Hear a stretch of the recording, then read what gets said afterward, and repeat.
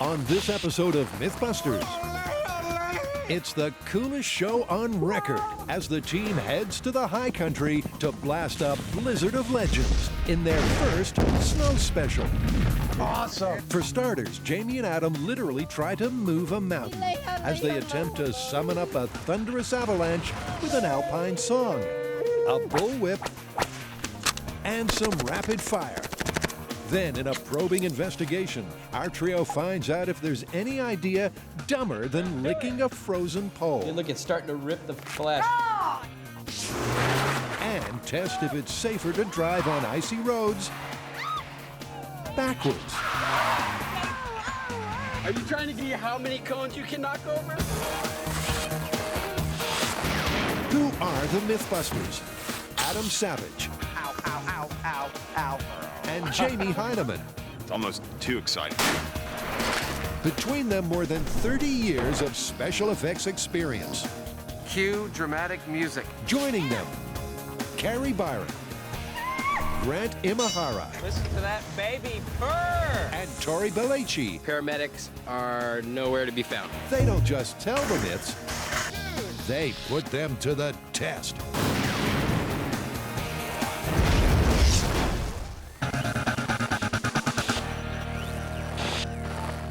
Gather around the hot tub, folks. It's going to be glacial. So what's the myth? Well, we are dressed for cold weather, and that's good because we're going to test whether or not you can start an avalanche by yodeling. So it's time to get those vocal cords ready. You think I can yodel? I know you can. You think I'm gonna yodel? No, I don't. This Alpine myth is as old as the hills. Can this beloved form of melodious mountain song set off a mighty avalanche? The idea isn't as nonsensical as it sounds. In previous audio experiments, the guys proved that sound waves from the human voice are powerful enough to shatter glass and even extinguish a flame. Now, using the same notion in this ultimate auditory myth, we're going to try to bring a mountain to its knees. You know, if we're doing myths on avalanches, we need to go to the mountains. I think you're right. I think we will. But first, why don't we try some scale experiments here in the shop? See what we can learn about them before we go. Sure, why not? Before heading out, Adam makes a mountain by building a fiberboard tray and attaches it to a tiltable stand. Instead of making a mountain shape, we've gone with a flat plane to eliminate the variables of the topography of the mountain. They've got their mountain, now they need some winter weather. The guys secure a wooden frame to the scissor lift and staple a sheet of fly screen to the base. A couple of small pancake motors mounted on the corners will really get things shaking. Oh, that's great. Next, they spread a thick layer of flour over the mesh. The screen is hopefully going to snow down our flour in a really nice, even fashion. And then, let's see if we can't start an avalanche here in the shop in scale. Okay, here we go. They raise their giant sifter to the sky We're gonna have flour everywhere. and let it snow, let it snow, let it snow. You could use this for rolling out dough and stuff, you know. Yeah.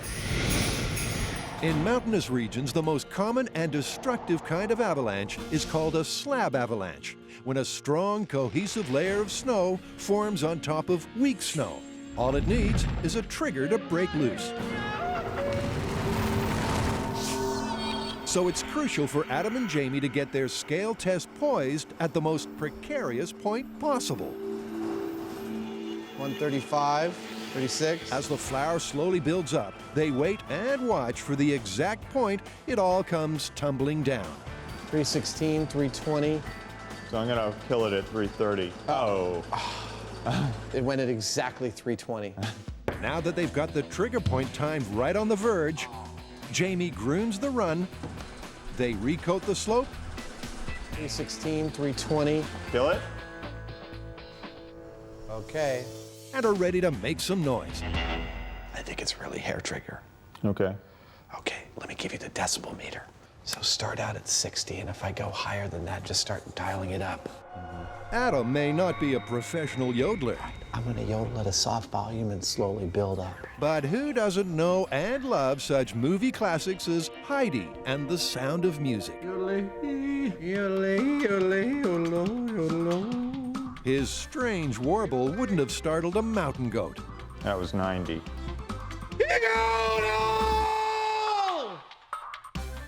That's giving me a headache. Okay. I can't imagine what it's doing to you.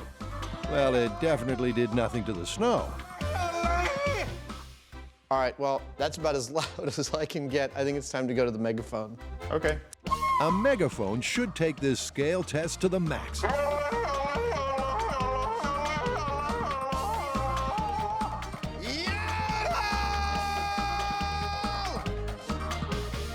Is it off the charts? Yeah, that was maxing it out at 120. 120, that's like as loud as a jet engine, right? Not quite. Not quite. All right, let's try this again. Aiming the megaphone toward a different part of the mountain might hit the right note. Oh! That is a result.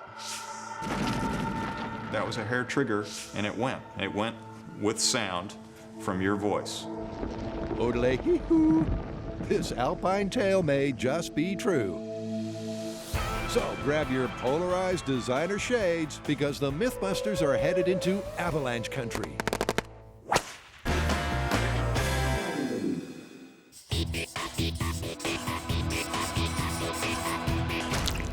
So we can't do the snow special without at least trying the I double dog dare you to stick your tongue to that frozen flagpole myth. I know that one. That's the one where you stick your tongue to the pole and it gets frozen in place. Who's gonna do that? If you've ever heard of this human predilection for frosty flagpoles, once your tongue makes contact with a metal mast, you're stuck. So how are we gonna test this one? Because I think it's true and I don't want to do it. Don't look at me. I'm not doing it either. I say we build a tongue analog and then we'll get a freezer truck and a pole and we'll test it that way. Okay, well, whatever we use for the tongue should be just like a human tongue. So it should be warm and it should have saliva. I think it's gonna be tough. Tough and a touch stomach churning. First, they have to fill this Mythbusters spit tube with real saliva. I got it on the outside. Collecting enough is going to be a team effort. So Carrie lays down some spitting etiquette. Okay, guys, I'm going to set a few ground rules because this is a disgusting experiment as it is. Please don't add your phlegm, known as the loogie. I'm serious. Meanwhile, Grant is boiling up an idea to warm up their human tongue analog, a pig's. My job is to reanimate the tongue and make it warm, just like our tongues would be, hopefully to body temperature. He connects a thin plastic tube to a small electric motor and places it inside a bucket that's filled with hot water. Oh yeah, that's good. That's really good. Now for some porcine surgery. After cutting the tongue in half, Grant carefully cuts a U-shaped incision around it, fits the tubing into the groove, then sews it back up again. No and 11 now. It's a good thing he never went into plastics. Just like sewing on a button, except this button's tongue-shaped and made out of meat. Next, he takes a reading of his own tongue's temperature. Okay, 90 on the nose. So, that's my target. And turns on the pump. Okay, hot water flowing. After 30 minutes, Frankentongue is awakened. It's perfect, 88.5. That's close enough for our purposes. I think the tongue is ready for some pole-licking action.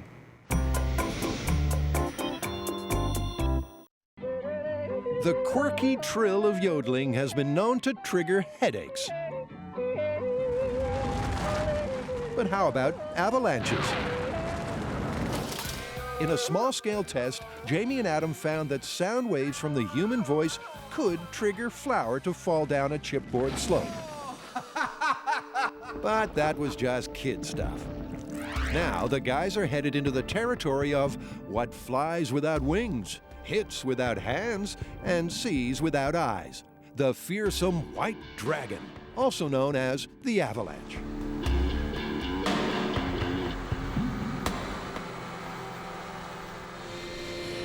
We have come to Colorado to the Telluride Ski Resort, where we're going to work with their avalanche team to start real avalanches and see what actually happens. It's not often the guys get to go on an excursion, so they're finding the spectacular postcard views inspiring. It's incredible getting to shoot here. The scenery is so amazing. No amount of shots we're going to show you of what it's like here is going to show you how breathtaking it actually is to be here. Here in this breathtaking yet harsh terrain, Jamie feels right at home. I've spent weeks at a time out here in this kind of terrain by myself, living off the land up here, trudging around in snow, living in snow caves, digging food out of the ground.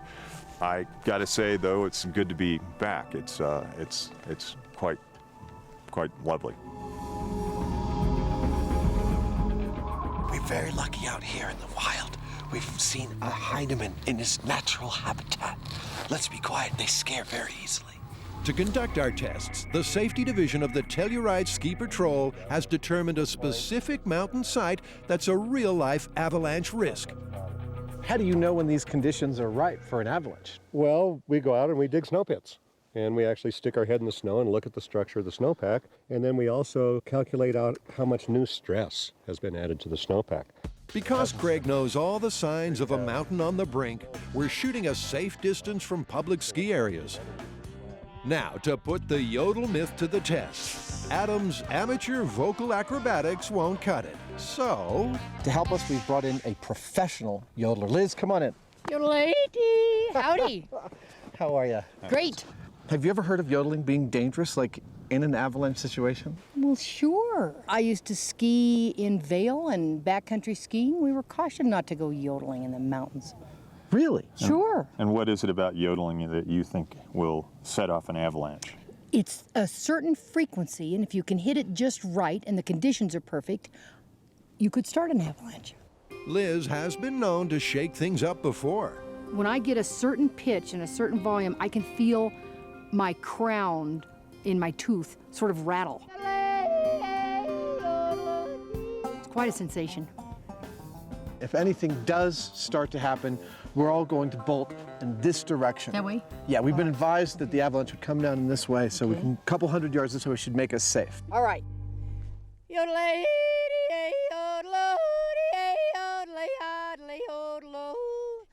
Yodeling is a rapid undulation of vocal tones that moves from low chest tones to high falsetto.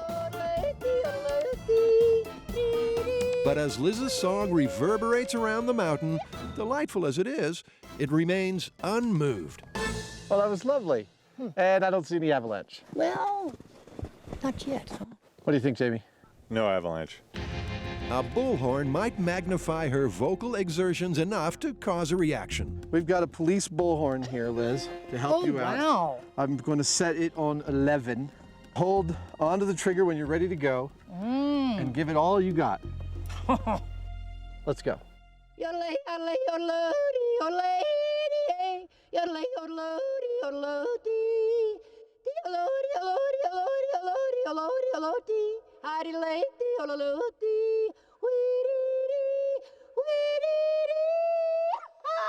But her startling call of the wild stirs up nothing.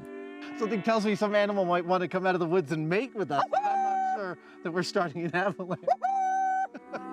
Hey, it was a tough crowd to play to, so it's not surprising. It's conceivable that some particular tone could create resonance that actually elicited a response from one of these snowfields. However, I don't think we had enough volume to really do anything.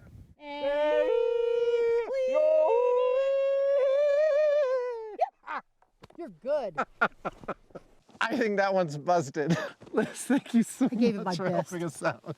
I gave it my best. Absolutely. With the mountains still officially deemed to be in the avalanche zone, Adam rustles up another idea. I brought out my 11-foot bullwhip.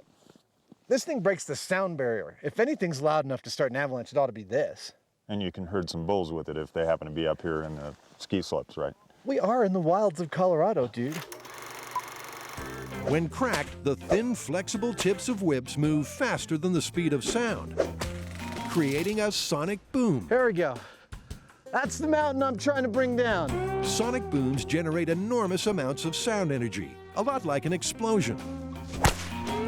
You see anything? No avalanche. Adam whips it good, but the mountain doesn't flinch. I don't think I'm gonna start an avalanche with this, dude. Nope. Let's move on to the next thing. Okay.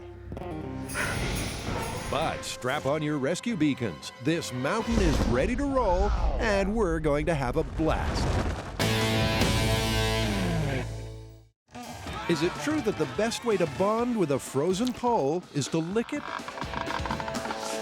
To find out, Carrie's been in charge of collecting copious amounts of real saliva. But the job is literally giving her the dry heaves. Before she loses her lunch, let's move on. We stop it here? Probably good there. In this giant refrigeration truck, driver Ron has delivered us one metal pole, nicely chilled to 32 degrees Fahrenheit, the freezing point of water. Are you guys just dying to stick your tongue to it right now? Absolutely not. It's freezing. Time to set up Grant's pig tongue warming device. Sloppy tongue. Sloppy tongue, my favorite. First, they secure the organ to a stand next to the pole. Oh, don't squeeze it too hard. I know. Man, that does look appetizing. All right, it's at 85. They slather the tongue with the drool. Oh, nasty! And it's time to lick that pole. Do it! Oh, it's sticky! Stop! Okay. That's good. So at 32 degrees, your tongue will stick to a frozen pole. Dude, look, it's starting to rip the flesh. Oh, man! Chunks of the tongue are staying on the pole. Ouch! The instant the tongue hit the pole, it fixed to it like glue. That's cool. It was like, bah. But the team hasn't got this myth licked yet. Released into the wilds of Colorado, Jamie and Adam tried to extract an avalanche out of a mountain with an Alpine song and a sound lashing. But to no avail. So where do we go from here? What do we do now? Machine guns. Come on, really? Well, there are tons of reported cases of avalanches being set off by combat. Now, to be honest, we don't really know whether it was due to machine guns or, mortar fire. But we can find out. Yeah, we need to check it out. Excellent, I love this. Let's get out there with a machine gun and try this out. Okay. This combat concept isn't hit or miss. During World War I, avalanches were used as highly effective weapons. In the Italian Alps, tens of thousands of soldiers were killed by avalanches, often deliberately triggered by artillery. The question is, could a machine gun alone mobilize such a massive mass of snow? The theory is the sound waves created from the machine gun's firing, combined with the physical impact of the bullets, is a double whammy of force that can break the snowpack apart. The Mythbusters' target is a mountain that's been ascertained by a team of experts to be poised on the threshold of an avalanche. It's not every day you get to witness one of these devastating natural occurrences firsthand. We'll see you under the mountain, buddy. So say hello and bye-bye to our Buster stand-in. His role is to help the guys uncover what would happen to a human swept up in an avalanche. So they haul him high up on the hill, smack in the middle of the predicted snowpath. This tiny speck of dust up there is our Buster stand-in. He's hopefully going to help us figure out what happens to a person in an avalanche. To try and knock Buster off his perch, they need firearms. Where are we going to get some machine guns? Well, as it happens, the Mountain Village Police Department has graciously provided us with any kind of weapons and ammo we need. Awesome! Officer Dan Kovalt has brought MP5 submachine guns. Operating at a high velocity and rate of fire, triggering these might just trigger an avalanche. That's pretty clear to me. When you're comfortable, drop your charging handle. Okay. Both the guys are licensed and trained to use firearms. Putting it on full auto. Adam takes aim.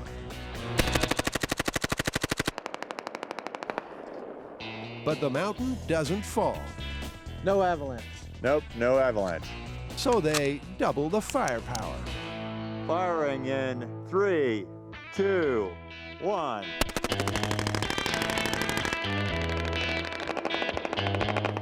But even though the sound was louder than the yodeling and the whip, and there were projectiles striking the snow, No avalanche. No avalanche, man. No avalanche. Not even a hint of an avalanche. We fired off a whole bunch of rounds at this hillside. What exactly the state of an avalanche is at any given moment, whether it's on a hair trigger itself and about ready to go, and whether one of these guns would set it off, it's hard to say. Carrie, Tori, and Grant discovered that there aren't many ideas as dumb or dumber than licking a frozen steel pole. Chunks of the tongue are staying on the pole. But why? That was extraordinarily disgusting, but at least we got it confirmed. The pig's tongue did stick to the frozen pole. You know what I'd like to do now, though, is just break it down to just the factors of why the tongue is sticking to the pole. Maybe we can try different materials that the pole's made out of and see if the tongue sticks to those. Well, maybe the texture of the tongue also has something to do with it, so I'd like to compare it to something smooth. I think the main ingredient here has got to be the saliva. I mean, that's what freezes to the pole, so I want to see what happens if you have a dry tongue. Back inside the refrigeration truck, first up is Carrie's dry tongue test. Did I flip it over and dry it so it has more body? This is one pampered pig part. Tongue's at 80 degrees. Let's do it. They place the warm tongue against the frozen metal pole and... Not sticking. So the dry tongue test, no sticking to the pole. So obviously, saliva plays a big factor in adhering your tongue to the frozen pole. Next up is the texture test. The surface of the tongue is covered in tiny protuberances called papillae. Without these bumps, maybe the tongue won't grip. So I'm gonna just basically lick my glove and see if that will stick to the pole. Ready? Yep. So your spit freezes directly to the pole, but your hand does not because it's a smooth surface. Absolutely nothing to grip to. Real smooth. Now, for their final test, swapping out the steel pole for a plastic one. Bye. Ooh, that's cold. They fill it with dry ice to help cool it to freezing point. All right, go. And again, Not sticking. the tongue remains unglued. It's stinking, but it's not sticking. The reason? Plastic is about 100 times less conductive than metal, so it can't take enough heat from your saliva to make it freeze. So all three factors were a factor. We need to have the texture of the tongue, we need to have the saliva with the water content, and we need it to be a metal pole that conducts heat really well. But to truly substantiate this sticky myth, someone in the team has to do it for real. Dude, who's gonna be crazy enough to stick their tongue on one of these frozen poles? Obviously, it's Rochambeau. All right. Rochambeau. Have fun, buddy. Rochambeau, it's off to Tahoe we go. It's slippery. With pristine snow covering the ground and a brisk wind blowing, the setting for this showdown is ideal. Tori's adversary, the flagpole, looks like one cool contender. 14 degrees. He mentally prepares himself for his potentially painful task. You know, I'm about to stick my tongue to a frozen pole. The thing I need to remember is just to stay calm and not pull away. I actually heard one of the ways that you can't get your tongue off if you're stuck and you're all alone and say you're out in the wild where there's a flagpole, is that you can pee on it. Cool. Who's gonna do that? No, you have to do it yourself. Oh, great. Okay. Go for it. The pole grabs Tori's tongue straight away and holds on tight.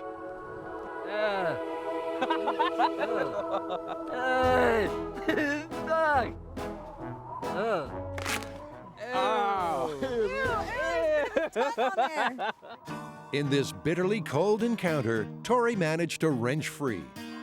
But the pole still takes home the prize. It's stuck. We got stiction.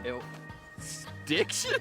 Stiction, that's a word. I know, it just sounds weird. Grammar aside, stiction means myth confirmed. It didn't stick for very long. I was able to pull it off. So maybe, you know, it's not cold enough or my body temperature was warm enough that I was able to get it off without your guys' help.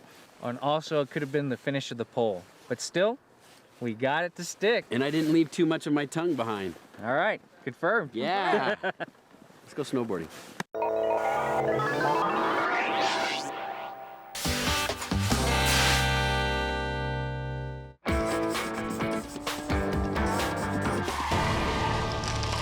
Since we're doing all these snow myths, there's one myth that we came across that I'd like to try. And the idea is that it's better to drive in reverse on ice than to drive forward. Backwards. Yeah, does that sound crazy? It's absolutely crazy. Actually sounds like a lot of fun to test to me. Let's do it. The autos take to the ice. Anything for a laugh, a thrill, or a spill. People have been going backwards and forwards about this wintry myth on the Mythbusters fan site. Smash and a crash, that's all part of the game. The debate is when traveling on slippery, icy roads, you'll get better grip driving in reverse. How are we going to test this? Well, I think the whole idea behind this myth is that reverse gives you more traction. So maybe what we should do is a scale test, and we'll see which is better, reverse or forward. Yeah, we actually have a front-wheel drive car here in the shop that we can use in our experiment. Cool. Tori puts the scale test in gear by welding together two troughs made of steel. The troughs will represent the wheel tracks of an icy road. Next, he fills the containers with crushed ice. M7 is becoming a winter wonderland. Oh, my, yeah! You can't hide behind the sound, man.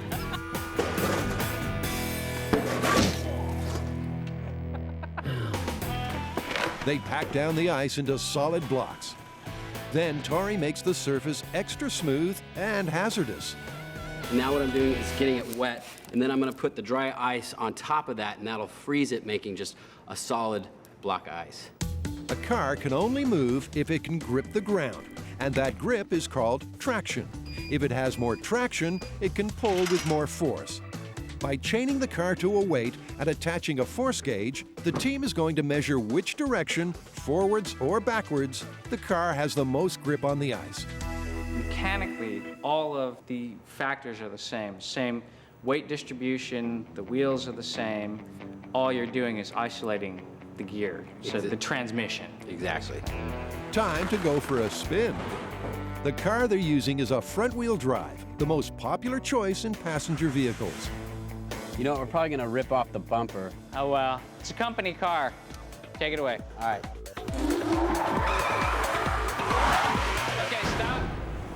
That's interesting. What did we get? 2,300 pounds. Okay. All right. Great. All Let's right, reset for driving in reverse. For the driving in reverse test, the front of the car is chained to a forklift. And if this works, if there's a difference in transmission, we should see more than 2,300 pounds before you start slipping. Ready? Yeet. Okay. All right, let's see what this car's made of.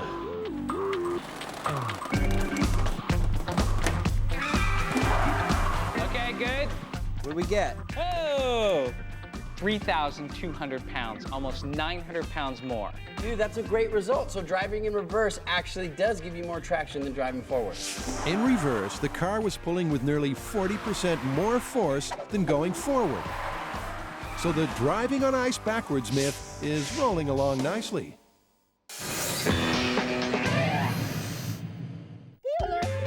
Trying to set off an avalanche with a yodel, a whip crack, and a machine gun, Adam and Jamie couldn't shift a snowflake. What they need is a surefire method. 5-pound gas booster and has a very high detonation velocity. So the Telluride Snow Safety Team is going to give the mountain a gentle nudge. We pre-placed a bunch of explosives up there this morning. There's over 100 pounds of explosives placed up there. 100 pounds? Over 100 pounds. Wow. And they're all set to go off at the same time. Hopefully, with a little luck, we can force it out of there with that. So much for yodeling. Yes, so much for yodeling. Still waiting patiently on the windy peak, our Buster stand-in is getting mighty chilly. Time to warm him up. 3, 2, 1. Whoa! There it went. Wow! Yeah. Buster's moving. We're getting movement.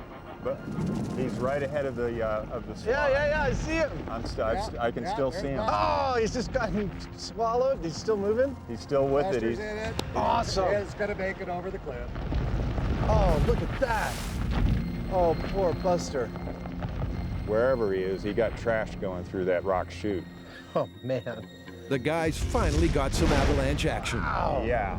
The monster tidal wave of snow took out one of our mountain cams and our hapless dummy.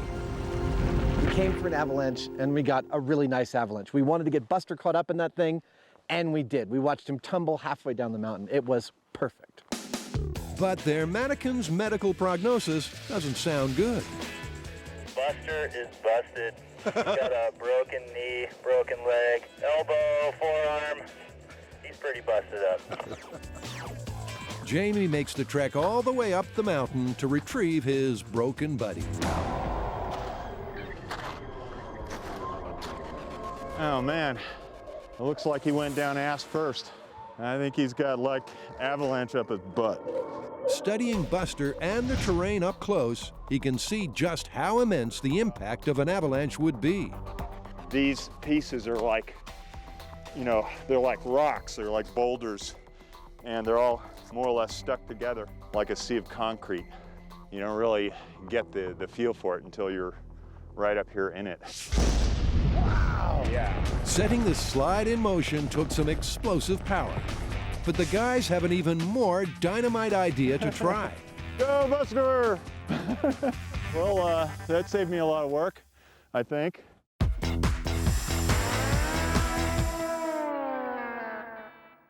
An icy road can quickly turn a pleasant drive into a bumper car nightmare.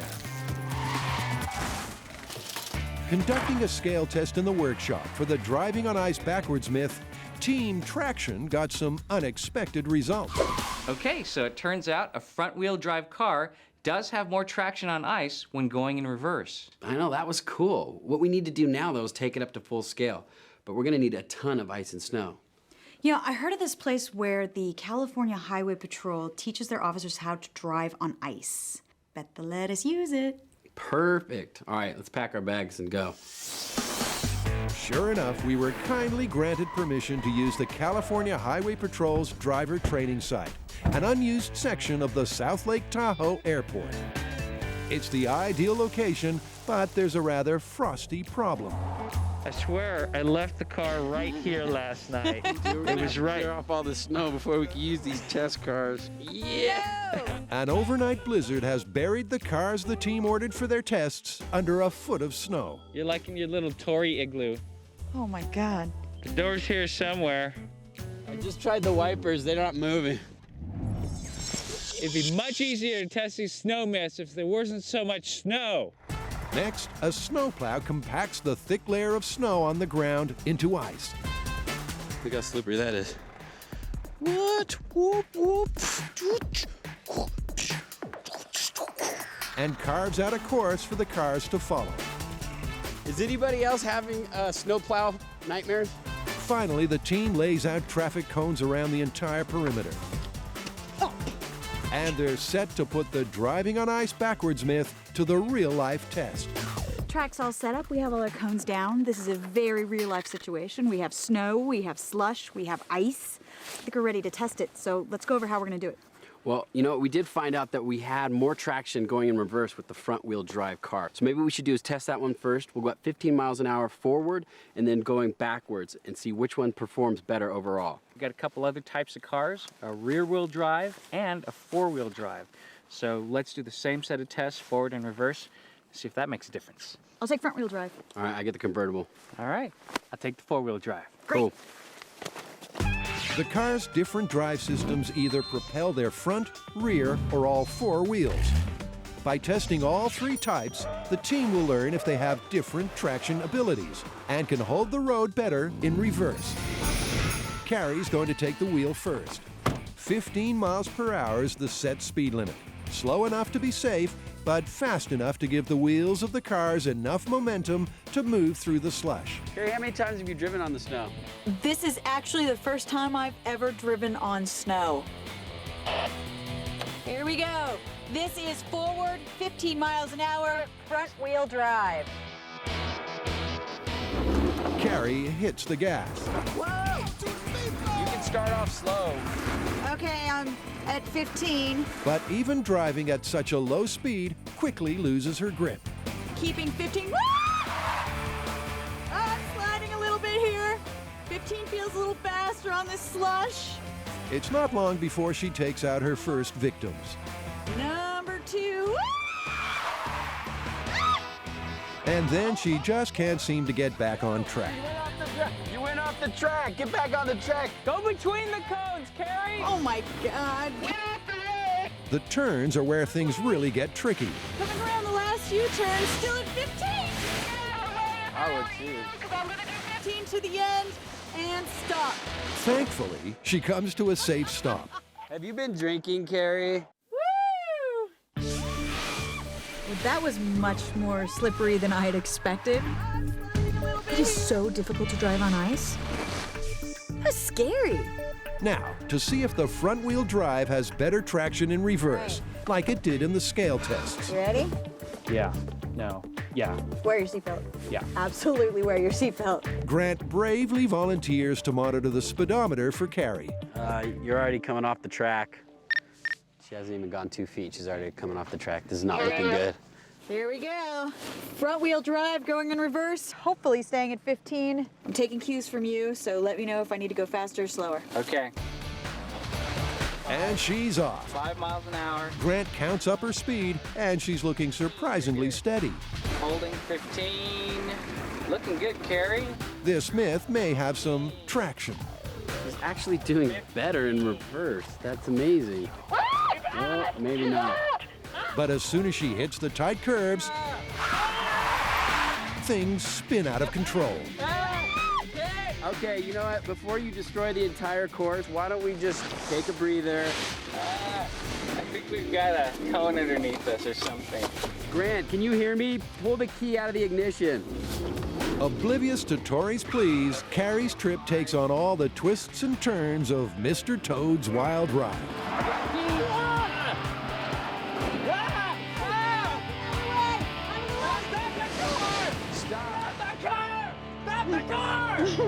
Why didn't you take control of the situation?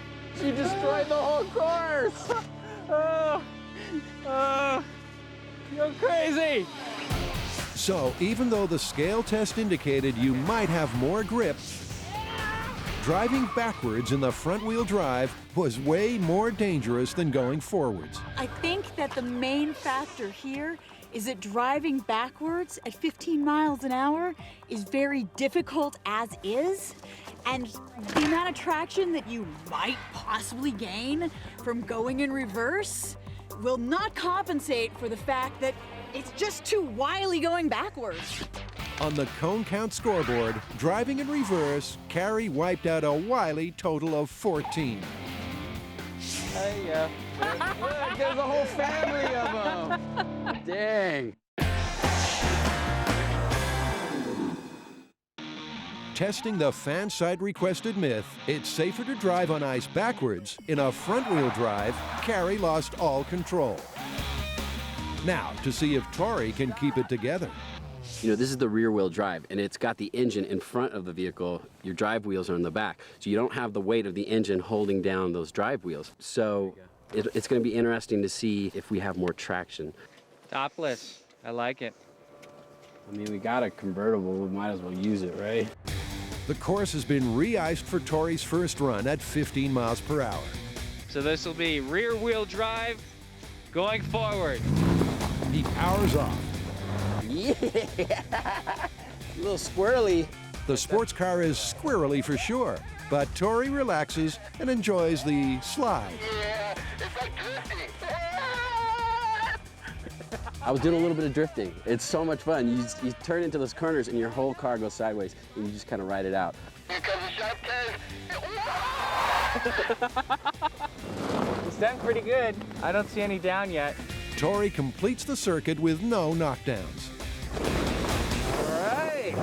Dude, this is rad. It's just like drifting. Oh, we're gonna have fun, Carrie. Don't you worry about that. Now, to see how rad reverse is. For this run, Carrie will be Tori's co-pilot.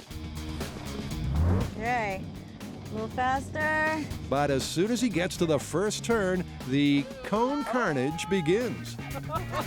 Oh, one! Keep going, 15. It's lucky one of our courageous camera operators shooting on the course is light on his feet. And Tori squeals all the way home.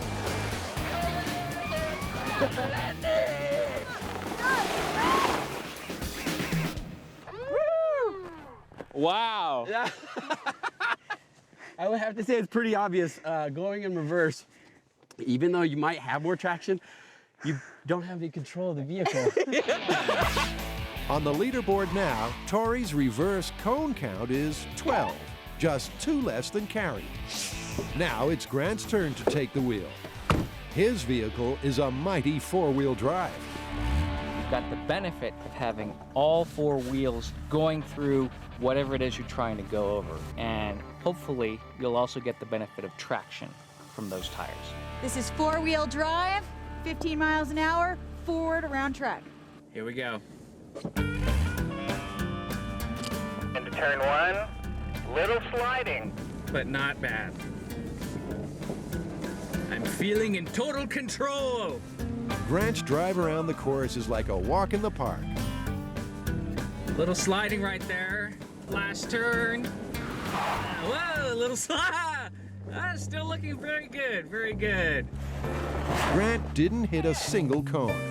Not bad. Yeah. Look good. Flip it around. All right. For his driving in reverse attempt, Tori will be Grant's speed monitor. I have full confidence in your driving capabilities. Good. That makes one of us. Hit it. You're at 10 miles an hour. Grant cruises up the straight and rounds the first bend riding high. You're looking good, you're looking good. He's doing well. Wow. Suddenly, the wow turns into...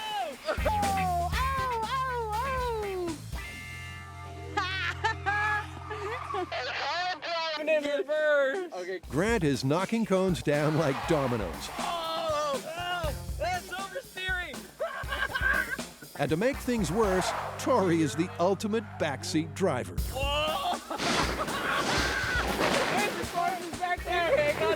It seems like Grant's teenage years spent playing Pac-Man have finally paid off. Are you trying to see how many cones you can knock over? You knocked over more than any of us. Sure enough, in reverse, the final cone count standings are Carrie 14, Tori 12, and Grant 20. Dude, you're the winner, bro. Nice work. Shut up. How many times did he go off the course? Was he on the course? So, no matter what kind of car you drive, what have we learned in Mythbusters Driver's Ed today? Going in reverse is nuts. It is not going to give you more traction or more control, and I don't want to see people driving on the roads backwards. Rear-wheel drive, front-wheel drive, and 4-wheel drive. Totally busted.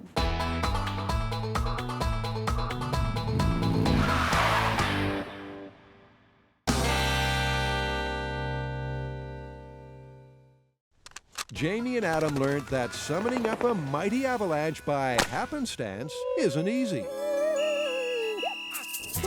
Now that they're done testing the myths, it's time to hit the slopes just for fun.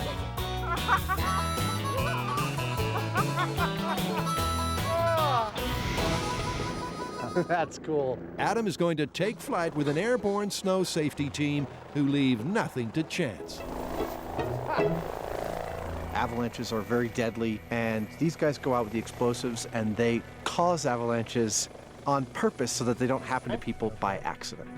Adam's task is to assist Operations Director Aaron inside the helicopter, dropping live dynamite. And then I'm going to throw it out the window, okay? And I'm going to do that when the spotter who is in the front seat tells me to do it. That seems pretty straightforward. It's, yeah, considering you're throwing dynamite out the window. Yeah. Pretty straightforward. Now that we're all clear on that, we're ready for liftoff. All right, Adam. All right. Okay, Chris, we're ready back here. Okay. 1 Fox Sierra lifted from the ski area, departing out to the south till you're right. The view from up here is awesome. God, it turned out to be a perfect morning, didn't it? Only lacking one thing. Yeah, an avalanche. Then, let's get one happening. Looking at the steeper stuff over this way. First, the team determines an avalanche-prone area. Want to hit no name? Yeah, we'll hit no name. Little forward, little left, light. Then go into action. Throw. Out. There we go. Light. Split. Throw. Out. Awesome. Light. Split. A little faster, Adam. Sorry. Throw. Adam's role as explosives assistant is getting him all fired up. Throw. Out. We're in this tiny little cabin. My feet are underneath this duffel bag that weighs a couple of 100 pounds worth of explosives. And I'm grabbing them out, I'm cutting the fuse, popping on the igniter, handing them to Aaron. He's pulling them and igniting them inside the helicopter and then chucking them out the window. When the explosive hits the snow that's ready to go. It's a pretty big blast. There we go. There's the pocket. Oh, that's an avalanche. Wow. Adam loves the smell of dynamite in the morning. It's like water moving down, and it really seemed to move really slowly, although you keep having to remind yourself of the scale, that this thing is like 10, 20 football fields long as it's moving down the mountain. Next, a cornice catches their eye. Throw. Out. Oh, yeah. And sure enough, collapsing it causes their second slide. Wow. And for the finale, Throw. Out. Oh, look at that. Oh, perfect. Oh, no. their third and final avalanche of the day is a monster. Awesome.